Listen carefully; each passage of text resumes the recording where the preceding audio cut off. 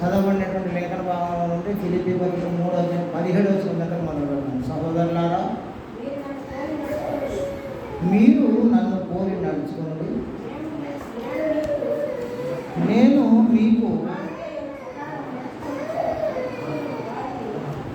నేను మీకు మాదిరి అయి ఉన్న ప్రకారము నడుచుకునే కొరకు గురిపెట్టి చూడండి అనే వాక్య భాగాన్ని మనం జ్ఞానం. అంతకుముందే ఆయన ఒక విషయం చెప్పారు, ఏంటంటే నేను క్రీస్తుని పోలి నడుచుకుంటున్నాను, మీరు నన్ను పోలి నడుచుకోండి అని చెప్పాడు ఆయన అంతకుముందు. ఇప్పుడు ఏం చెప్తున్నారంటే మీరందరూ నన్ను పోలి నడుచుకోండి, నన్ను పోలే కాదు, నాలాగా ఎవరైతే జీవిస్తున్నారో వారి ఎడల మీరు గురి పెట్టి అలా జీవించండి. ఈ విషయాన్ని ఎందుకు చెప్పారంటే ఆయన మంచి పోరాడాను, నా పరుగు తొలగించాను, నా కోసం ఒక నీతి కిరీటం ఉంది, నా కోసం పరలోకంలో అని చెప్పినటువంటి ఆయన, ఇది నాకు ఒక్కడికే కాదు, ఈ ఈవిని ఎందరైతే అపేక్షిస్తారో వాళ్ళందరికీ ఉంది ఇది అని చెప్పాడు ఆయన. అందుకోసం ఇప్పుడేం చెప్తున్నాడంటే ఆయన నన్ను పోలి మాత్రమే కాకుండా నాలాగా జీవిస్తున్నటువంటి వాళ్ళందరినీ మీరు మాదిరి తీసుకొని గురి వద్దకు మీరు పరిగెత్తండి అంట. గురి చూసి వాళ్ళ వద్దకు పోండి. సరే, సుధాకర్ సార్ ప్రత్యేకంగా ఉంటుంది. మొన్న మేము ఒక అద్భుతమైనటువంటి సర్వీస్ చేసాం. పిల్లలందరూ బాగా సంతోషించారు. మనం సంతోషంగా ఉన్నాం. ఏం పనులు చేసాం మేము అసలు. పొద్దున్నే 11 గంటలకు మేము అక్కడి నుంచి ఆటోలు కదిలిస్తే, ముందు మా కారు ఎరక ఆటోలు ఇలా ఒక క్యాన్వై తీస్తే సాయంత్రం 5:30, 6 అయింది పని అయిపోయింది. పాపం పిల్లలు అన్నం కూడా తినలేదు. అసలు ఆ ఆలోచన కూడా వచ్చిందో రాలేదో పాపం వాళ్ళకి. అన్నం తినలేదు మేము అనే ఆలోచన కూడా వచ్చిందో రాలేదు. 200 కుటుంబాలను వెళ్ళి వాళ్ళ ఇళ్లలో వాళ్ళని పరామర్శించి వాళ్ళకి దగ్గరుండి అవన్నీ అందించి వచ్చారు. ఈ మధ్యలో ఒక చిన్న విషయం జరిగింది. అది యాక్చువల్గానే నేను మా మేడం అంటే నాకు ఎంత ఇష్టమో మీ అందరికీ తెలుసు, మా పంతులమ్మ గారు అంటే ఎంత ఇష్టమో కూడా మీ అందరికీ తెలుసు. అసలే మా మేడం అంటే బాగా ఇష్టం ఉంటుంది నాకు. మా మీద ఇంకొక 10% ఎక్కువ ఉంటుంది పంతులమ్మ గారి మీద. అలాంటిది ఆ రోజు ఏం జరిగిందంటే 7 గంటలకు మేమందరం కలిసి కూర్చొని టీ తాగుతున్నాం. పని అంతా కంప్లీట్ చేసినాక సాయంత్రం 7 గంటలకు కూర్చొని టీ తాగుతుంటే సడన్గా గుర్తొచ్చింది, నేను మా మేడం కాలేజీ నుంచి పికప్ చేయలేదు. ఎవరికి బాధ్యత కూడా అప్పుడు నాకు గుర్తు రాలేదు. ఇక ఆమె బయటకు వచ్చి రోడ్డు మీద అర్ధగంట సేపు గేట్ దగ్గర నిలబడి ఇంటికి నడిచి వచ్చింది. మేము ఒక తాళం ఇంట్లో పెట్టడం వల్ల ఆమె ఇంట్లోకి పోగలిగింది. ఎందుకంటే అమ్మగారు కన్నారావు పంతులమ్మ గారిని తీసుకుపోయి హాస్పిటల్లో అడ్మిట్ చేశారు ఖమ్మంలో. పంతులమ్మ గారు 2 రోజుల నుంచి హాస్పిటల్లో ఉంటే, ఒకరోజేమో నేను మైలవరం మీటింగ్ పోయినా, 2వ రోజేమో ఇవన్నీ మర్చిపోయాను. మా పంతులమ్మ గారు హాస్పిటల్లో అడ్మిట్ అయి ఉంటే నేను కనీసం చూడడానికి కూడా పోయాను.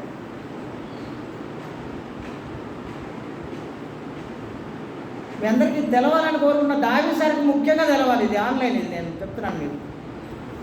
దేవుని పని మానేసి ఏది చేయడానికి పోయినా అది ఖచ్చితంగా నీకు అది మేలు కలిగేది ఎంత మాత్రం కాదు. అసలు మన కుటుంబాలు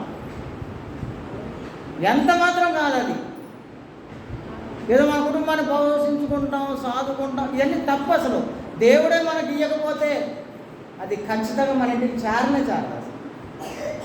చెప్తానుగా ఈ విషయం నాకు రాత్రి 7 గంటలకు గుర్తొచ్చింది నాకు. నేను మా మేడంని నేను ఇంటికాడ డ్రాప్ చేయడానికి ఎవరిని కేటాయించలేదు. నేను ఏ ఊర్లో ఉన్నా ఎక్కడున్నా ఆమెను ఇంటికి పంపించి ఏర్పాటు చేసుకుంటాను ఒకవేళ నేను అందుబాటులో లేకపోతే. అలాంటిది నాకు గుర్తు రాలేదు అసలు 7 దాకా. మా పంతులమ్మ గారి హాస్పిటల్లో 2 నైట్లు ఉంటే ఒక్కరోజు కూడా నేను పోయి ఆమెను పరామర్శించలేదు. అంతా అయిపోయినాక మన అందరం అన్నం తిన్న తర్వాత అప్పుడు పోయి ఇంటికి తీసుకొచ్చిన నేను ఆమెను. ఇక నన్ను గట్టిగా పట్టుకొని వదలట్లేదు అసలు. ఆమె 2 రోజుల తర్వాత కనపడ్డానండి. హాస్పిటల్లో ఇవన్నీ పెట్టి ఆయనకు క్యానల్ పెట్టి అవన్నీ ఇంజక్షన్లు అవి చేస్తున్నాడు. పెద్దగా ఏడుస్తున్నటువంటి ఆమె నన్ను చూసిన తర్వాత ఇక నా దగ్గరకు వచ్చి ఎత్తుకుంటే ఇక నన్ను వదలలేదు కూడా. అసలు గ్యాప్ ఇవ్వట్లేదు. అసలు గట్టిగా కౌగిలించుకున్నటువంటి ఆ కౌగిలింతలో గ్యాప్ రావట్లేదు. అసలు నేను ఈ బుధం ఆ బుధాన్ని మార్చుకుందామంటే వదిలిపెట్టట్లేదు అసలు. నన్ను కానీ నాకు గుర్తు రాలేదు అసలు. నేను పెద్ద ఇదే, కానీ ఒకటి మాత్రం లేదు, నా పేరు జీవగ్రంథంలో రాయబడి ఉంటుంది. నాకు అదే చాలు. మేమందరం కలిసి ఇది ఇంత పెద్ద సర్వీస్ని మేము ఎలా చేసామంటే, వాళ్ళందరి పరిస్థితులన్నీ మనం ఇళ్ళకి వెళ్ళి చూసాం. సుధాకర్ సార్ ఎలా ఉంది అక్కడ, మన అర్థం చూస్తే మా ఈ ఒక 21 సంవత్సరాలు ఒక అమ్మాయి ఉంది అక్కడ, పేరు శృతి. ఆ అమ్మాయికి ఇలాంటి పిల్లలు 2 ఉన్నారు, అలాంటి పిల్లలు ఉన్నారు 2. వరదలు వచ్చాయి, ఇంటి మీద వరదలు వస్తుంటే వాళ్ళందరూ ఇల్లు దాటిపోయారట బయటికి. అంత ఎంతలోతు వర్షం వస్తుంది, అది ఆ వరదలు వస్తే ఇంట్లో ఉన్న టీవీ అయినా తెచ్చుకుందామని వాళ్ళ ఆయన పోయాడట మళ్ళీ లోపల. ఒక్కసారి వరదలు వచ్చి కొట్టుకుపోయింది, భర్త కొట్టుకుపోయాడు, భార్య 2 చిన్నపిల్లలు మిగిలిపోయారు. వాళ్ళు కనీసం వాళ్ళ భర్త శవం కూడా దొరకలేదు. ఆమె ఏదైనా చేసుకోవడం, సమాధి చేసుకోవడం, వాటి కోసం కూడా కనీసం శవం కూడా మిగలేదు. మనం పోయాం కదా, వాళ్ళ ఇంటి ముందు నిలబడ్డాం కదా పోయి. అలాంటి వాళ్ళ పరిస్థితులన్నీ చూస్తుంటే దేవుడు మనల్ని ఎంత సేఫ్ సైడ్ ఉంచాడు, ఎంత సేఫ్ సైడ్ ఉంచాడు మనల్ని. కానీ మనం ఏం చేస్తుంటామంటే మన పనులు చేసుకోవడానికి, మన తిండి సంపాదించుకోవడానికి, మన ఆరోగ్యాలు సంపాదించుకోవడానికి, హ్యాపీగా లైట్లు వేసుకొని ఫ్యాన్లు వేసుకొని పడుకోవడానికి. ఇందుకేనా మనం ఉన్నాం. దేవుడు వాళ్ళకి ఇచ్చినటువంటి కష్టం ముందు మనం ఆలోచిస్తే మనది ఎంత అసలు. మేము ఇప్పుడు ఏం చేసామంటే, మేము వాటన్నిటినీ మేము ఆటోలు వేసుకొని, మూటలు కట్టుకొని ఆటోలు వేసి మోసుకొని పోయి ఏం చేసాం తెలుసా, వాళ్ళ ఇళ్ళకి తీసుకొచ్చి పోయి. సార్ సర్వీస్లో మీరు ఉన్నారు కదా, భోజనం ఎక్కడిచ్చాం మనం వాళ్ళకి? రోడ్డు మీద పెట్టుకొని దగ్గరకు వచ్చిన వాళ్ళందరికీ ఇచ్చేసినావా? ఇండ్లకు పోయించి. ఏంటో తెలుసా ఈ కాన్సెప్ట్ సుధాకర్ సార్, మీకు నేను ఆ పని చేయడంలో నా అనుకున్నటువంటి కాన్సెప్ట్ ఏంటో తెలుసా మీకు? ఆకలి కొని ఉండి వాడికి అన్నం పెడితే నాకు పెట్టినట్టే అని యేసుప్రభు చెప్పారు కనుక అది నాకు అర్థమైంది కాబట్టి మేము ఇంటికి పోయి ఇచ్చాం. నేను ఎవరికి పెడుతున్నట్టు ఇప్పుడు? అది మనం అందరం కలిసి జిమ్మన్నా ఎవరికి పెట్టాను చెప్పండి? నిన్న తీసుకుపోయి ఇచ్చిన సరుకులు కానీ, అంతకుముందు ఇచ్చినటువంటి ఆహారం కానీ ఎవరికి పెట్టినట్టు సుధాకర్ సార్? యేసు ప్రభువుకి పెట్టినట్టు. ఆయన పంపించినటువంటి తండ్రిని దేవునికి పెట్టినట్టు. అవును కదా? ఏకీభవిస్తారా?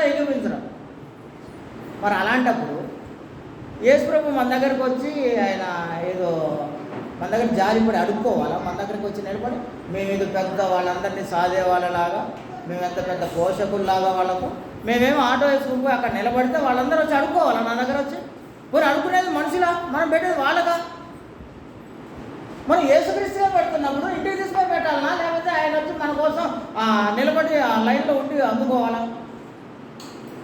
ఈరోజు పేపర్లలో అదే రాశారు. సో ఏం రాశారంటే, మనం అందించే సహాయం మనుషులకు కాదు దేవునికే అని చెప్పాను నేను అక్కడ. వాళ్ళందరికీ ఇళ్ళకు వెళ్ళిపోయి ఏం చెప్పారంటే, ఇది దేవుడు మీకు అందిస్తున్నటువంటి సహాయం, దేవుడు మా ద్వారా మీకు ఇస్తున్నారు, దేవునికి థ్యాంక్స్ చెప్పండి అని ఇల్లు తిరిగి చెప్పి ఇచ్చొచ్చినాం. చివరిలో సుధాకర్ సార్ ఉన్నాడు, జిమ్మన్న కూడా ఉన్నాడు. చివరిలో ఏం జరిగిందంటే, మేము ఒక ప్రకాష్ నగర్లోని ఒక చోట మేము వాళ్ళకి మాట ఇచ్చాం, మీ దగ్గరికి వస్తామని. 4:30 అయిపోయింది, 5 అయిపోయింది. 5 అయిపోయిన తర్వాత మేము ఒక 12 ప్యాకెట్లు మాత్రం మిగిలించుకొని వాళ్ళ కోసం పోయినాం. మేము పోతుంటే అదే అసలు ఆ దారే దొరకట్లేదు మాకు. అసలు ముందు నా కారు, వెనక ఆటో, దారే దొరకట్లేదు. 5:30 అయిపోయినా కూడా దారి దొరకట్లేదు. 6 అయింది. ఇక లాభం లేదని వాళ్ళని రమ్మన్నాం మేము, ఎవరినైనా ఒకళ్ళని పంపి మేము వస్తామని. ఒక ఆయన బండి వేసుకొని వస్తే ఆ బండి అనగానే పోతే అది ఏట్లో లోపల అసలు అది ఆడికి పోయి అక్కడ ఇచ్చి వచ్చింది. ఏ సుధాకర్ సార్, మనం రమ్మంటే వాళ్ళు రోడ్డు మీద రారా? మనం ఎందుకు తిరగాలి? కొత్త కారు, మళ్ళీ సందులు తిరుగుతుంది, అది గుంటలు ఎక్కిస్తున్నాం మేము ఆ కారుని.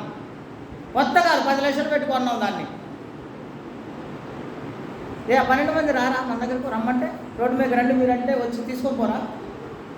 రమ్మనకు ముందే ఎమ్మడబడి తిరుగుతున్నారు, మాకేయండి అని. ఇప్పుడు పిలిస్తే రారా వాళ్ళు సెంటర్కి? రారా వచ్చి తీసుకోరా? కానీ మాట ఇచ్చామని మేము ఇంటికి వెళ్ళాము. ఇవన్నీ సంగతులు మీకు ఎందుకు చెప్తున్నానంటే, నేను క్రీస్తుని పోలి నడిచాను, మీరు నన్ను పోలి నడవండి అని చెప్పినటువంటి ఆయనను మనం మాదిరి తీసుకోవడం కోసం ఈ సంగతులు చెప్తున్నాను. నేను ప్రియాంకను ఒక ప్రశ్న అడుగుతాను. ఎందుకు నా 3 సార్లు జైల్లో ఉన్నాడు పౌలు గారు? మర్డర్ చేశారా? దొంగతనాలు చేశారా? ఏం చేస్తే 3 సార్లు జైలు వేశారండి? కేవలం సువార్త పని చేసినందుకు వేశారు.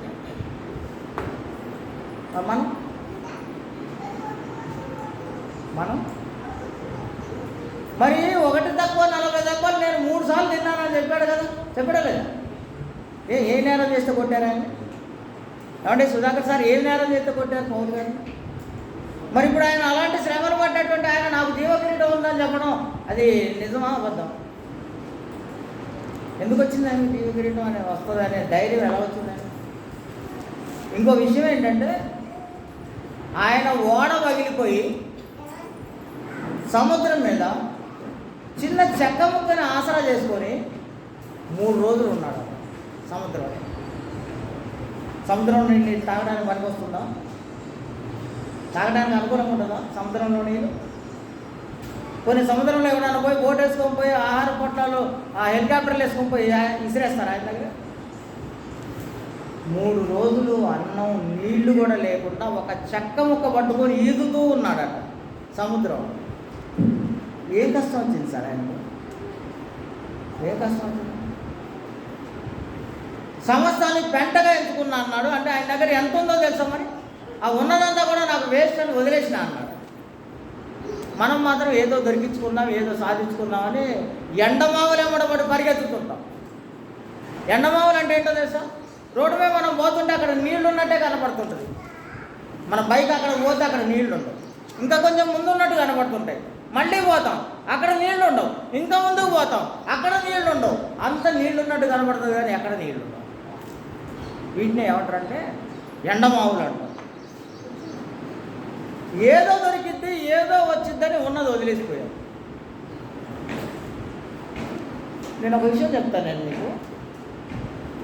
ఫస్ట్ నేను డిస్కవర్ బండి కొన్నాను, కొత్తది సీల్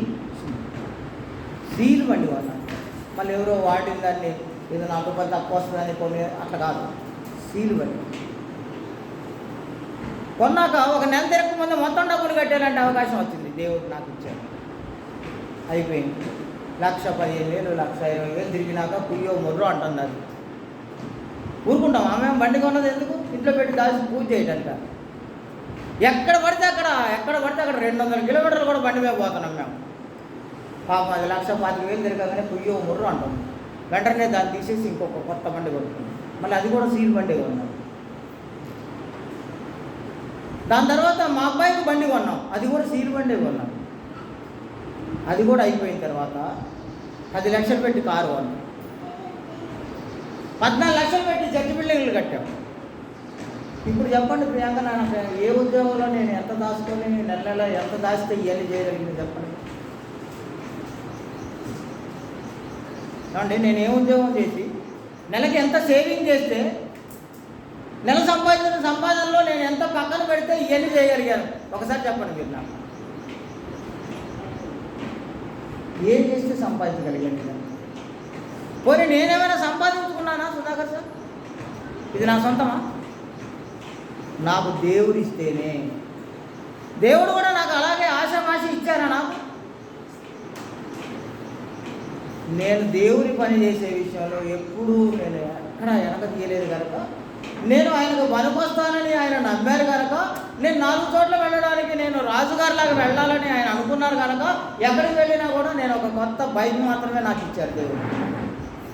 నన్ను ఎవడు ఏ రోజు కూడా నన్ను ఏ విషయంలో కూడా ఆ బైక్ కొన్నప్పుడు కానీ ఇంకా ఇంకొక బైక్ కొన్నప్పుడు కానీ నాకేమీ ఆటంకాలు కానీ అవాంతరాలు కానీ లేవు. నేను ఒకసారి ఉండే దిమానంతో చెప్పాను, నేను ఈ రోజు వరకు కూడా బండిలో పెట్రోల్ అయిపోయిందని నేను తోసుకుంటూ పోలేదు ఎక్కడికి కూడా.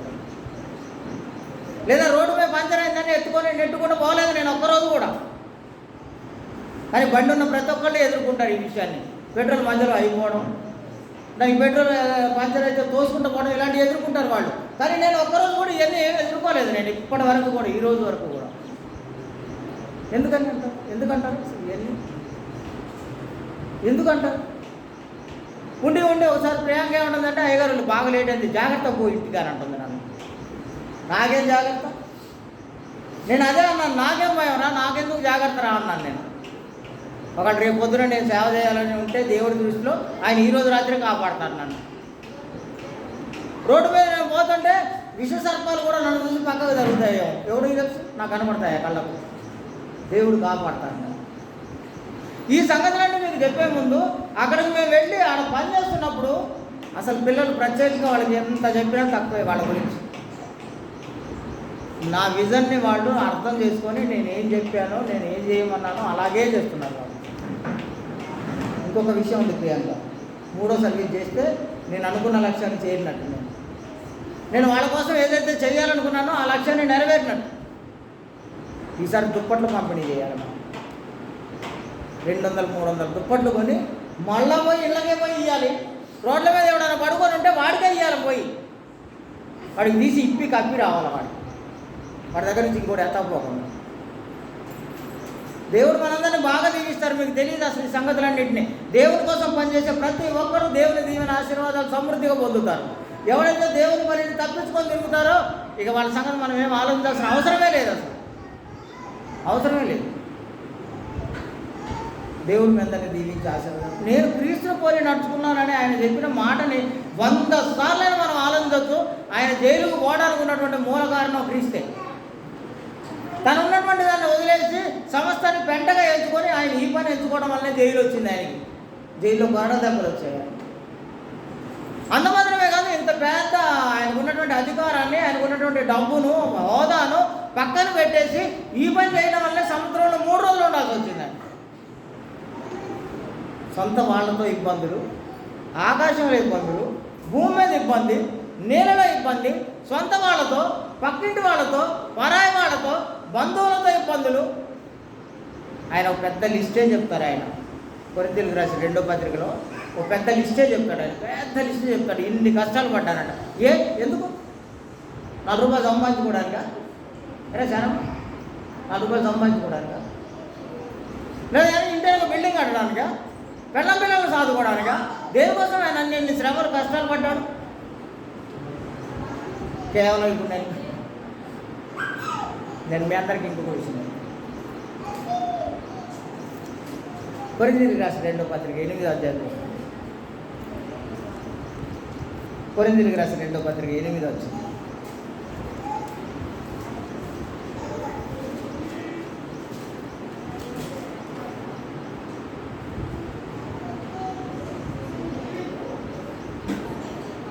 మొదటి 2 వచనాలు. సహోదరులారా, మాసిదోనియ సంఘములకు అనుగ్రహింపబడి ఉన్న దేవుని కృపను గురించి మీకు తెలియజేస్తున్నాను. ఒక నిమిషం. మాసిదోనియ సంఘాల్లో, మాసిదోనియాలో ఉన్నటువంటి సంఘాలకు దేవుని కృప బహుగా విస్తరించిందంట. బహుగా విస్తరించిందంట దేవుని కృప. ఎందుకట? ఎందుకు విస్తరింపదో కింద రాస్తున్నారు. ఎందుకు విస్తరించిందంట? ఎలాగనగా వారు బహు శ్రమల వలన పరీక్షింపబడగా అత్యధికముగా సంతోషించరు, మరియు వారు నిరుపేదలైనను వారి దాతృత్వము బహుగా విస్తరించరు. వాళ్ళు శ్రమల వలన పరీక్షింపబడగా చాలా హ్యాపీ ఫీల్ అయ్యారట. సుధాకర్ సార్, శ్రమలు వస్తే చాలా సంతోషించి ఆనందిస్తున్నారట. వాళ్ళు శ్రమలలో ఆనందించండి. శ్రమలు వచ్చినప్పుడు ఆనందిస్తున్నారట. బహుగా ఆనందిస్తున్నారండి శ్రమలు వస్తే. ఇప్పుడే నేను వచ్చినప్పుడు ఓ 2 యవనస్తుల పిల్లలు ఎదురయ్యారు మాకు. యాడికి రాన్న ఎంతసేపు అయ్యారు? అర్ధగంటలో వచ్చేస్తారు. నిజం మాట్లాడండి. ఇప్పుడు ఆ రూపాయి విలువైందేనా? ఆ రూపాయి విలువైనదేనా? అర్ధగంటలో సంపాదించుకొని వస్తా. విలువైనదేనా? నేను ఎవరు తప్పు పట్టడానికో ఏమి లేను. నేను అసలు దేవునితో గడపాల్సినటువంటి సమయాన్ని ఇక్కడ వదిలేసి, ఆయన కుమారుడైనటువంటి యేసుక్రీస్తుతో గడపాల్సినటువంటి సమయాన్ని ఇక్కడ వదిలేసి మనం బయటికి వెళ్ళి లేదా ఇండ్లకాడుండి మనం చేసే పనులు మనకు విజయాన్ని సాధించి పెడతాయా?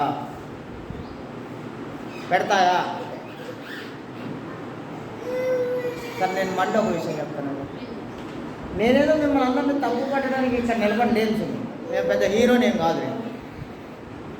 కానీ నేను పరలోకం వెళ్ళాలని అనుకుంటున్నాను. నేను నాతో పాటు కొద్ది సమూహాన్ని అయినా తీసుకొని పోవాలనుకుంటున్నాను. నేను అదంత ఆషామాషిగా దొరికేది కాదు. పరలోకం అంటే పరలోకం పొందడం అంత ఆషామాషి విషయం ఎంత మాత్రం కాదు. అసలు ఇంకో విషయం ఏంటంటే, నిన్న వెళ్ళి మనం అన్నీ పంచిపెట్టినప్పుడు మా సుధాకర్ సార్ అంటుంటే ఒంటి నిండా కొవ్వే ఉంటుంది కాబట్టి ఆయన ఆకలికి తట్టుకోగలుగుతాడు. మంచి ఒంట్లో ఉన్నటువంటి రక్తం వేడిగా ఉంటుంది కాబట్టి, ఆయన ఒంట్లో బాగా కొవ్వు ఉంటుంది కాబట్టి, కండలు ఉంటాయి కాబట్టి ఆయన తట్టుకొని నిలబడి సాయంత్రం 7 దాకా పని చేయగలుగుతాడు. మరి నేను 60 సంవత్సరాల వయసు కలిగి షుగర్ పేషెంట్. అది సార్, నేను రేపు అక్టోబర్ 16 వస్తే 60 వస్తాయి నాకు. వచ్చే అక్టోబర్ 16కి 60 వస్తాయి నాకు. మళ్ళీ పైకి నేను షుగర్ నాకు. నేను కూడా సుధాకర్ సార్తో పాటు సమానంగా 7 దాకా ఉండి పని చేసినాను. 7 దాకా. అప్పుడే తిన్నాం మేము అన్నం. పాపం వాళ్ళు అన్నం అడగట్లేదు, నాకు ఆకలి కావట్లేదు. పని మాత్రం తుదముట్టించిన తర్వాతనే, చివరి ప్యాకెట్ కూడా పంచిన తర్వాతనే ఏదైనా అనుకోవడం వల్ల మాకు అసలు ఏమీ కనపట్లేదు. ఆఖరికి మా మేడంని కాలేజీ నుంచి తీసుకురావాలన్న సంగతి గుర్తు రావట్లేదు. మా పంతులమ్మ గారు హాస్పిటల్లో అడ్మిట్ అయి ఉంది, ఆమెను పరామర్శించాలనే సంగతి కూడా అర్థం కావట్లేదు మాకు అసలు. ఇవన్నీ మీకు ఎందుకు చెప్తుంటానంటే, విశ్వాసాలు మీరు బాగా స్ట్రాంగ్ ఉండాలని, కాంక్రీట్లాగా బలంగా ఉండాలని కోరుకుంటాను. నిన్ననే జిమ్మన్నతో కూడా అదే చెప్పాను. మీ ఇంట్లో ప్రార్థనప్పుడు ఒక్క 2 నిమిషాలు, ఒక 5 నిమిషాలు మీరు బయట వర్షంలో తడిస్తే దేవుడికి ఎంత మహిమ, అసలు ఎంత మహిమ. నా కోసం నా పిల్లలు వర్షాల్లో తడుస్తున్నారని అనుకోడా దేవుడు? ఊరికినే ఉరుకులు పరుగులు పెడుతున్నావు లోపల, ఊరికినే ఉరుకులు పరుగులు. తర్వాత వర్షం వచ్చిందా? లేకపోతే వర్షం వచ్చిందా తర్వాత? కానీ మన దేవుడు మన కోసం ఆ కాస్త శ్రమ మనం పడితే దేవుడు బాగా దీవిస్తాడనే విషయాన్ని మర్చిపోయి ఉరుకుల పరుగుల మీద అందరి ఇంట్లో ఊరుకొచ్చేస్తున్నాం. దీంట్లో అయ్యగారులని కానీ విశ్వాసాలని కానీ తేడా పడ్డది. అందరూ ఊరుకొచ్చేస్తున్నారు. నేనే చెప్తున్నాను, కాసేపు తడవలేవా వర్షంలో అని అడుగుతున్నాను నేను వాళ్ళని. నాటుకు పోయినప్పుడు తడుస్తాం, పొలంలో పనులకు పోయినప్పుడు తడుస్తాం. ఆ కాసేపు తడవలేవా? దీన్ని కవర్ చేసుకోవడం కోసం బైబిల్ తడిసిద్ది అయ్యగారట.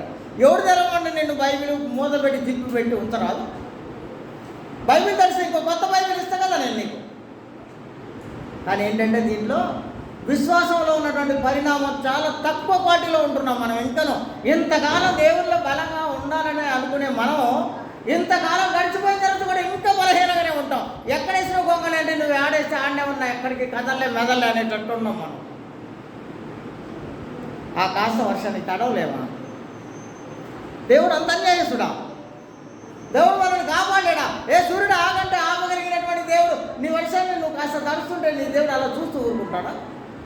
ప్రవచనం వెళ్ళి ఎండలో తెలియకుండా ఎండలో ఆడుతుంటే మీరు ఊరుకుంటారా? అవసరమైతే ఈపు మీద 2 దెబ్బలు కొట్టి ఇంట్లో వచ్చి ఫ్యాన్ కింద కూర్చోగట్టారు. మీ దేవుడు తెలియదు ఏంటి మీకు వర్షం వస్తుందని? మిమ్మల్ని శోధించడానికి, వేధించడానికి అపవాది గాడు ఇలాంటి సీన్లు క్రియేట్ చేస్తుంటాడని ఆయనకి తెలీదా? యేసుప్రభుకి తెలీదా? దేవునికి తెలీదా?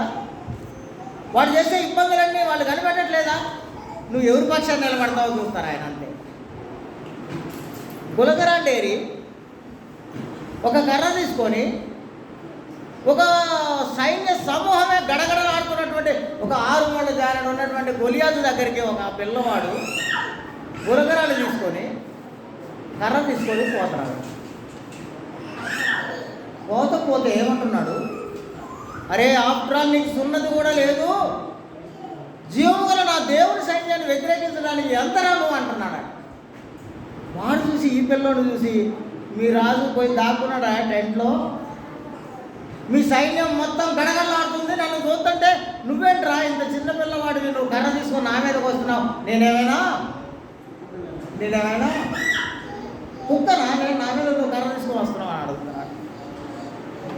కానీ అదే దావీదు అలాగ నిలబడి ఇంకొక మాట చెప్తున్నాడు. ఏంటో తెలుసా? ఈరోజు దేవుడు నిన్ను నాకు ఇచ్చేస్తాను. నా దేవుడు ఈరోజు నిన్ను నాకు ఇచ్చేస్తాను. నేనేం చేస్తాను? నిన్ను ముక్కలు ముక్కలుగా నరికి, ప్రియాంక, నిన్ను ముక్కలు ముక్కలుగా నరికి ఆకులకు గత్తరి కర్రతో ఎక్కసారి ప్రియాంక కదా చెప్పు.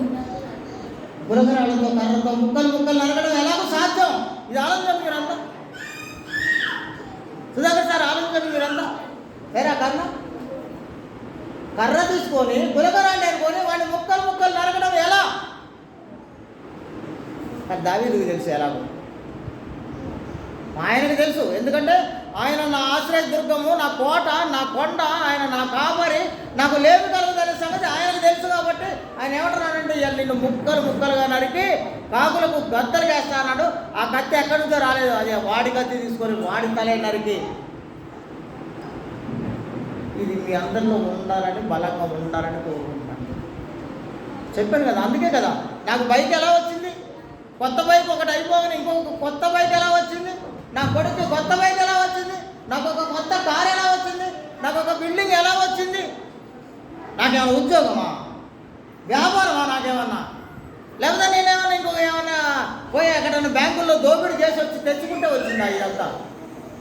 కేవలం నేను ఆఖరికి నగనగలు ఆడాను, అయినను దేవుని పని వదిలిపెట్టలేదు. ఎన్ని శ్రమలు వచ్చాయి, అయినను దేవుని వదిలిపెట్టలేదు. మా అమ్మ చచ్చిపోయింది, అయినను దేవుని వదిలిపెట్టలేదు. నేను దేవునితో అటాచ్మెంట్ కలిగి ఉన్నాను కనుక నాకు ఏం అవసరమో, దేవుడు పెట్టిన పరీక్షలు నేను నెగ్గాను కనుక నాకు ఏం అవసరమో అది దేవుడు ఇవ్వడానికి ఇప్పుడు రెడీ ఉన్నాను. అసలు వీడు అయ్యగారికే పనికిరాడని నా గురించి స్టేట్మెంట్ చెప్పినటువంటి ప్రజలందరినీ వాళ్ళ ముఖం మీద దన్నినట్టు ప్రీచర్స్ని, అనగా సువార్థికులను తయారు చేసే ఒక అద్భుతమైనటువంటి కాలేజ్ ఇచ్చారు దేవుడు నాకు. వేల మంది వాళ్ళందరినీ సువార్థికులను తయారు చేస్తాను ఇప్పుడు నేను. వేల మంది, లక్షల మంది సువార్థికులు అక్కడి నుంచి తయారై బయటకు వస్తారు, లోకంలో సువార్త బోధించడానికి వస్తారు ఇప్పుడు అక్కడి నుంచి. మీ అందరినీ దేవుడు దీవించాలని, ఆశీర్వదించాలని కోరుకుంటున్నాను. దేవుని పని మానేసి మనం ఏదో విజయం సాధిస్తాము అని అనుకుంటే ఇది ఎల్లప్పటికీ సాధ్యం కానే కాదు. అసలు ఎల్లప్పటికీ సాధ్యం కాదు ఇది. ముందు నువ్వు నీ దేవునితో ఉండు.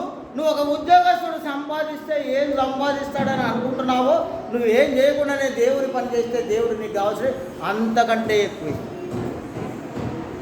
నేను ఏ చదువు చదివితే డాక్టర్ అంటున్నారు నన్ను.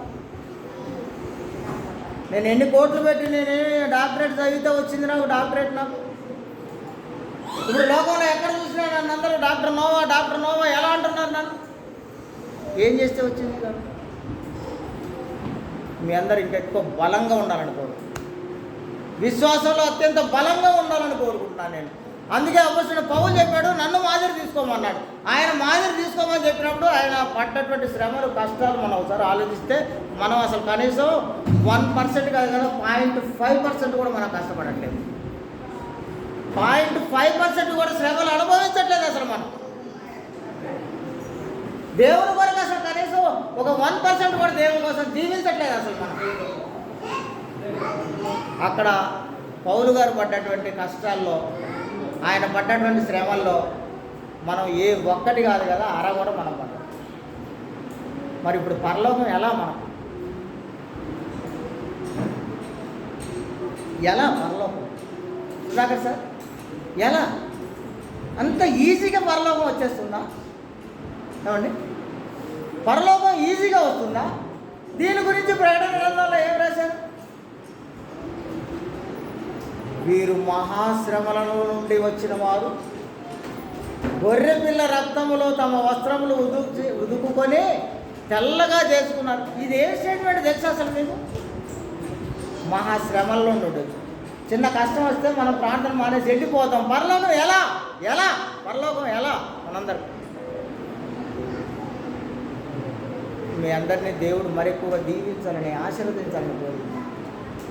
నేను చేస్తే నేను పరలోకం వెళ్తాను, మీరు చేస్తే మీరు పరలోకం వెళ్తారు, ఇంకొకరు చేస్తే ఇంకొకరు పరలోకం వెళ్తారు. కానీ ఈ పనులన్నీ చేయటం మానేసి నేను మళ్ళీ ఒక విషయం చెప్తాను, తప్పేం లేదు, మీ తప్పేం లేదు దావి సార్, మీ తప్పేం లేదు. మీ వెనక మిమ్మల్ని ఎవరైతే ప్రోత్బలంగా ఉన్నారో వాళ్ళు మీకు ఇచ్చే ఫీడ్బ్యాక్ అలాగే ఉంటుంది. ఏంటంటే ఏం పర్లేదు, ఏంది దేవుడికి తెలీదా, ఏంది నీకు ఆ కష్టం ఉన్నది, దేవుడికి తెలీదా ఈ కష్టం ఉంది, దేవుడికి తెలీదా నీ ఇంట్లో ఆకలికి కోసం నువ్వు అన్నం కోసం బయటికి పోవాలని, దేవుడు నీకు ట్రాక్టర్ ఇచ్చినప్పుడు ఆ ట్రాక్టర్ని దున్నుకోవడానికి దేవుడు అవకాశం ఇచ్చాడు కనుక ఆదివారం ఏంగా బాబు దేవుడికి తెలీదా పో. ఇదంతా ఏంటంటే వెనకుండి నడిపించేవాళ్ళు. సుధాకర్ సార్కి ఒక మంచి అద్భుతమైన విషయం చెప్తాను. మొన్న మేము ఎన్ని బంధనానికి పోతే ఒక ఆయన ఏట్లో కట్టిండు చర్చి. ఒక అయ్యగారు తక్కువ రేట్లో ఫ్రీగా వస్తుందని ఆడ స్థలం పడి ఏట్లో చర్చి కట్టి ఏట్లో వరదలు వస్తే ఏమైంది మొత్తం కొట్టకపోయింది. కానీ లక్కీగా అయ్యగారు బయట ఎక్కడో ఉండటం వల్ల అయ్యగారు సేఫ్ సైడ్ అన్నారు. మేము ఆడ బంధనానికి పోతే ఆడ ఉన్న వాళ్ళందరికీ ఇస్తుంటే మన ఆ అయ్యగారికి తెలిసి అయ్యగారు అంటే ఇక్కడ ఉన్నాడో ఫోన్ చేసి ఇట్లా పంచి పెట్టడానికి వచ్చారంటే ఆ అయ్యగారు ఫోన్ చేస్తుండే అటు నుంచి, నేను మాట్లాడినాను వచ్చేసిన తర్వాత అయినా సింగ్ సార్తో మాట్లాడతాను అంటున్నట్టు. ఏంటంటే అది నాకు కూడా కవర్ ఇచ్చిపోమని చెప్పారు. అయ్యగారు తనకు కూడా కవర్ ఇచ్చిపోవడానికి రికమెండేషన్ చేసుకుంటారు. మళ్ళీ పోయి ఏట్లో చర్చి కట్టారు. అక్కడున్న ప్రజలందరినీ నష్టం చేశారు. ఇప్పుడు మళ్ళీ అదే ఆహారం పట్లాలు అందుకోసం వస్తే ఆయనకు ఒక ఆహారం పట్లం చేయాలంటే ఆయన ఎక్కడో ఉన్నాడట, ఆయన ఫోన్ చేస్తే మేము అక్కడ ఆయన పేరు మీద ఒకటి ఇచ్చిపోవాలట అని మేము పోయిందే వేరే కాన్సెప్ట్తో పోయినాం మేము. ఇది ఇలా ఉంటే కాసేపటి తర్వాత ఒక అయినా శ్రీనివాసరావు ఒక ఆయన ఫోన్ చేసి ఎక్కడ ఉన్నారు అంటే ఇట్లా మేము ఇట్లా పని ఇట్లా చేస్తున్నామని అంటే మా వాళ్ళు ఉన్నారు ఒక 15 కుటుంబాలు, వాళ్ళకి పోయి పాట ప్రేరుకు వచ్చే కుటుంబాలు ఒక 15 ఉన్నాయంట. అక్కడ వాళ్ళు మంచిగానే ఉన్నారట, సేఫ్ సైడే ఉన్నారట, కానీ ఈ పేరు మీద వాళ్ళకు 15 మందికి ఇచ్చి రావాలట.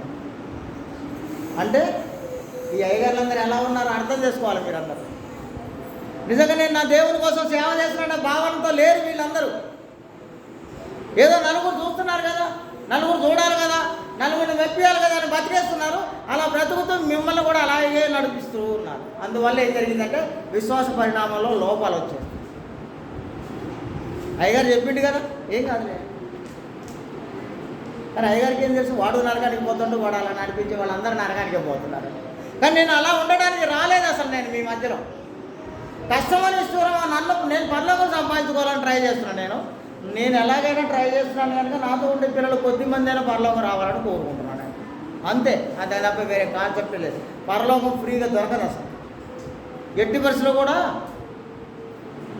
మొన్న మన ఈ శారమ్మ కాసిన పెసలు పెట్టింది కాను కానీ తీసుకొచ్చి. ఇప్పుడు ఆ పెసలు మా ఇంట్లోకి రానే ఫ్రీగా వచ్చింది కదా అని బయట అన్ని వారం వచ్చింది అనుకోండి, ఎలా ఉంటుంది? నాకు ఫ్రీగా వచ్చినాయి అది నిజం చెప్పండి, చూసేవాడు కదా ఫ్రీగా వచ్చినట్టే కాదా? నేను డబ్బులు పెట్టుకున్నాను శారమ్మ దగ్గర, ఆమె ఫ్రీగానే కదా తెచ్చింది. కానీ అవి ఫ్రీగా వచ్చాయా? ఫ్రీగా వచ్చాయా నాకు? మీరు నిజం చెప్పండి, ఫ్రీగానే వచ్చిందా? నాకే ఎందుకు ఇవ్వాలి ఫ్రీగా ఆమె తెచ్చి ఇక్కడ? నాకే ఎందుకు ఇవ్వాలి?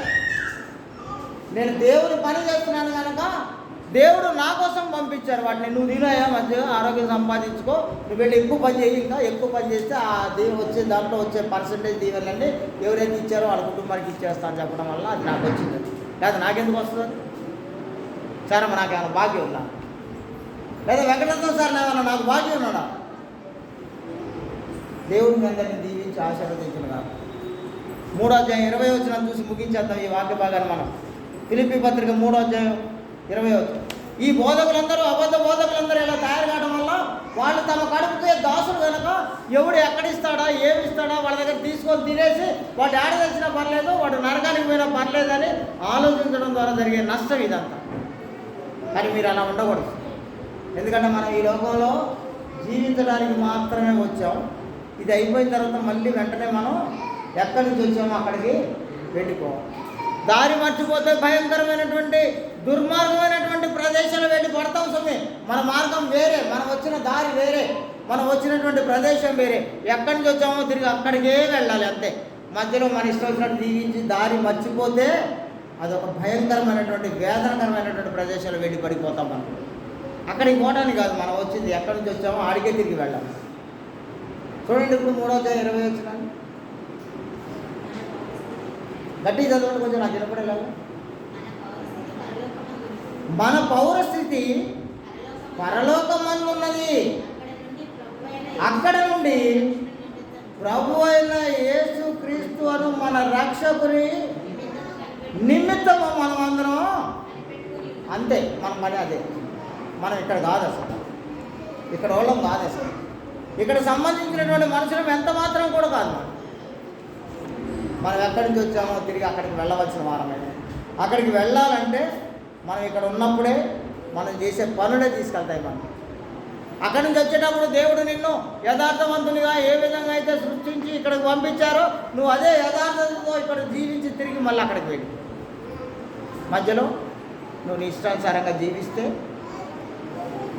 మళ్ళీ తిరిగి భయంకరమైనటువంటి ప్రదేశం. అది మన కోసం లేదు. నేను మళ్ళీ చెప్తున్నా సుధాకర్ సార్, పరలోకం మాత్రమే దేవుడు మన కోసం తయారు చేశాడు, నరకాన్ని మన కోసం తయారు చేయలేదు. అది అపవాదికిని మన దూతలకు సిద్ధం చేశారు ఆయన. సాతాను గారికి వాడి శిష్యులకు తయారు చేసినటువంటి ఆ నరకం మనం వెళ్ళి పడుతున్నాం. ఎలాగూ మనం అపవాది గారి సైడ్ ఉండి వాడిని గెలిపించి దేవుణ్ణి ఓడించి దేవుడితో ఉండాల్సినటువంటి మనం దెయ్యంతో కలిసి ఉండి బయట దేవుడితో ఉండి దేవుని కార్యాలు చేయడం మానేసి దెయ్యంతో కలిసి ఉండి దెయ్యం కార్యాలన్నీ జరిగించడం ద్వారా మనం అందరం పెట్టి అగ్నిలో. అందుకే ఇప్పుడు నేను ఏం చెప్పానంటే, ఇప్పుడు మీ అందరి ఉన్నది అది వాట్సాప్లో పెట్టేసిన ఇందాకనే, మనం చేసే సేవ మనుషులకు కాదు దేవునికే అనే స్టేట్మెంట్ పెట్టాను ఈరోజు పేపర్లలో రాశాను. ఇది మనం చేస్తున్నటువంటి సేవ మనుషులకు కాదు దేవునికి.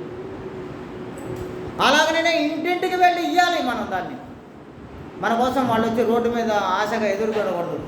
ఎందుకంటే మనమేమి ఇచ్చేవాళ్ళం కాదు, వాళ్ళు ఏదో దరిద్రులు కనుక తీసుకునే వాళ్ళు కాదు. మనం ఇచ్చేది మన దేవునికే కనుక మనమే మన దేవుని దగ్గరికి వెళ్ళిపోయి దేవునికి ఇంట్లో ఇచ్చేసి రావాలి. రేపు మనం పంచిపెట్టే దుప్పట్లైనా సరే, అది ఎంత వీలైతే మీరు ఇచ్చే కానుకలను బట్టి, మీరు ఇచ్చే వాటన్నిటిని బట్టి మీరు ఎంత ఇవ్వగలిగితే ఇంకా అన్ని ఎక్కువ. నేను ఒక్కడినే, నా సొంతం 200 దుప్పట్లు నేనే ఒక్కడిని. ఆ పైన పంచిపెట్టే ప్రతిదీ కూడా మీరు ఇచ్చే ప్రతి 100 ఒక దుప్పటితో సమానం. నేను ఇప్పటికి 2 వారాల నుంచి చెప్తున్నాను మీ అందరూ ఇవ్వమని. ఎంతమంది ఇచ్చారో నాకు తెలియదు. ప్రియాంక ఇచ్చింది, అది ఒకటి తెలుసు నాకు. మీ అందరినీ దేవుడు దీవించి ఆశీర్వదించాలని కోరుకుంటున్నాను. మన ప్రతి కుటుంబం కూడా వాళ్ళ కొరకు ఆలోచించగలిగినటువంటి ఆ సామర్థ్యాన్ని కలిగి ఉండాలి. మనకు దొరికింది కాబట్టి మనం తినేసి మనం వండుకోవడం కాల్సుమే. దేవుడు మీ అందరినీ దీవించి ఆశీర్వదించుగాక. క్రీస్తుని పోరి నడిచిన ఆయన నన్ను పోరి నడుచుకోండి అని చెప్పాడు. మనం ఆయనని మించి ఉండడానికి ట్రై చేద్దాం. అపోస్తలుడైన పౌలు కంటే ఎక్కువ శ్రమలు అనుభవించడానికి ప్రయత్నం చేద్దాం. పౌలు గారి కంటే ఎక్కువగా మిక్కుటమైనటువంటి దేవుని ఎడల విశ్వాసాన్ని ప్రదర్శిద్దాం. పరలోకాన్ని సంపాదించుకుందాం. రండి, మనం ఆ దిశలో ముందు ప్రయత్నం చేద్దాం. Thank you. మీ అందరికి ప్రత్యేక వందనాలు తెలియజేస్తూ ముగిస్తున్నాను నేను.